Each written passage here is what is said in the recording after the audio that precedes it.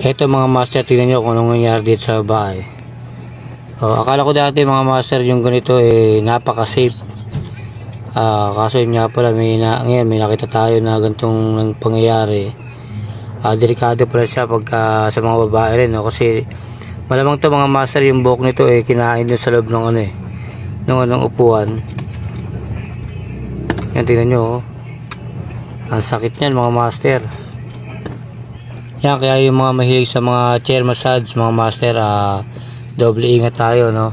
Lalo na dun sa mga babae kasi mahaba yung buhok nyo, pwedeng mangyari sa inyo yung nangyari sa kanya. Kaya doble ingat tayo. Kasi magandang pagkakataon mga master, bihirang bihira naman ito mangyari. Yan nga lang, kailangan pa rin natin mag-iingat pagka gagamit tayo ng mga ganito. Tsaka ang alam ko sa mga ganito master, yung pinaka upuan yan, balot na balot ng ng leather.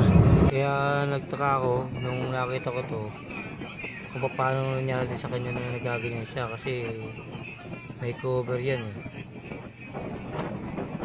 So basta mga master, pagka gagamit kayo ng ganyan, yung mga chair massage, kailangan lagi tayo magdoble ingat, no? Tingnan natin kung meron bang butas yung pinakaupuan para maiwasan natin yung ganitong pangyayari.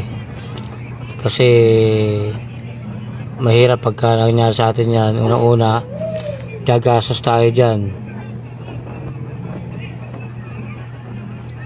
Kawawa naman si ate, oh.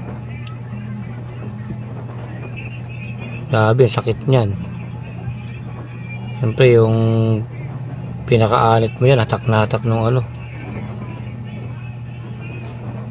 Ang alam ko sa mga ganyan mga master, may roller sa loob, yung gumugulong.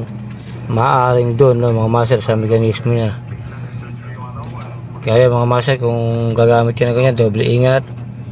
Siyempre, ingatan natin yung sarili natin. Sa lahat, hanggang dito lang mga master. Sa susunod lang ulit, ingat po tayong lahat. Kung ano man po yung gagawin natin, kung saan man tayo mapunta, lagi po tayo magdodoble ingat mga master, kasi mahirap na.